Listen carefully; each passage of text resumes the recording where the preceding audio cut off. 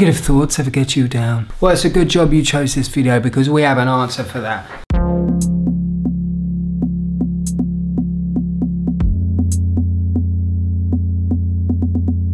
So I hope you're all doing well. Thank you so much for watching, and in this video we're going to be looking at the goddamn negativity bias and what an ultimately flawed yet genius concoction it is of natural selections when it's not really very relevant anymore. We're basically still hunter-gatherer cave people, still with the same instincts, still with the same innate bodily functions and desires, and because of that, because of our heritage, we severely listen to negativity over positivity. It's said that it takes up to 5 positive actions or thoughts to make up for just one negative thought. And how often is it that a negative thought can completely change or have a large impact on how you feel that day? Say you're out with a friend and they happen to be friends with someone that you went on a date with recently. If you ask them, how does your friend think the date went? And they say, oh yeah, you know, they think you're really good looking, but you talk too much. Even though you've got a positive and a negative, it's the negative that you're going to focus on, and the kind of comment that might actually sit with you for a long time. Now, why is this? This is natural selection's fault and our fault for surviving all this time. But basically, negativity equals survival.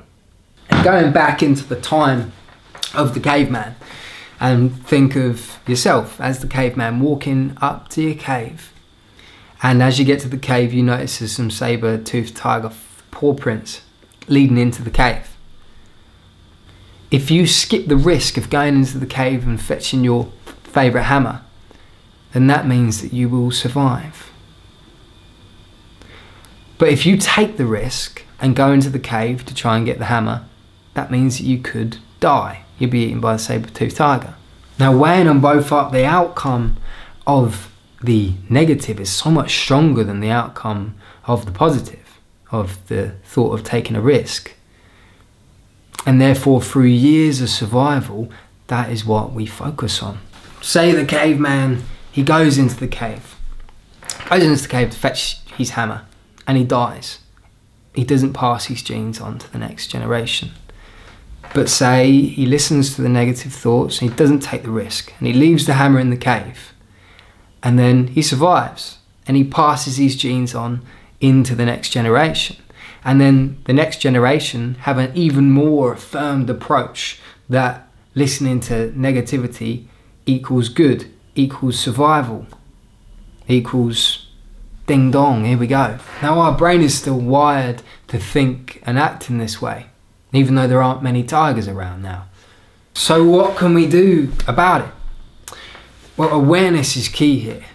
Once we know there is a negativity bias, we can come at it with a much more liberal approach, realizing there is no inherent risk on our lives necessarily anymore, and using the positives around you to be able to analyze the situation in a much clearer way and less biased way.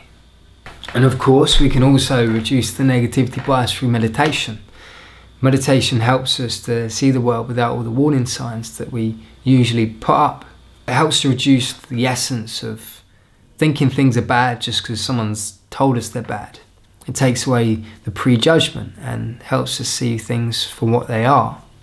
We're walking around still feeling all these things that we were meant to thousands of years ago. It's obviously going to drive us absolutely crazy. Natural selection was never designed to make us happy. It was designed to keep us alive. And being negative keeps you alive. Being happy, well, in today's society, can keep you very happy. But natural selection had no intention of making us happy. Just passing our genes on into the next generation. And that is what it has done brilliantly. But we could do with less of that now and more reality. Because although natural selection has given us so many problems in today's society, it's also given us the greatest gift imaginable.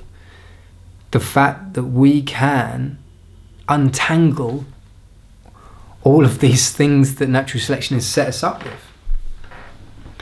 All of these instincts that we have the power in here and in our whole of our body to get out of it, to understand it and to learn from it and to use it to our best ability, to evolve with it. So thank you for watching. I hope you got something out of it. Give us a thumbs up if you've liked the video, and I shall see you really soon because I'm posting weekly content.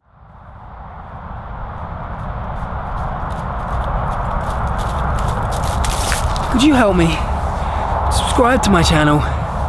There's no one out here. Been out here for hours, doesn't seem to be anyone.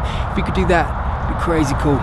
Help me spread this message of mindful ability that we can have. Share this, and together we can start to implement some kind of change on people's lives. Peace.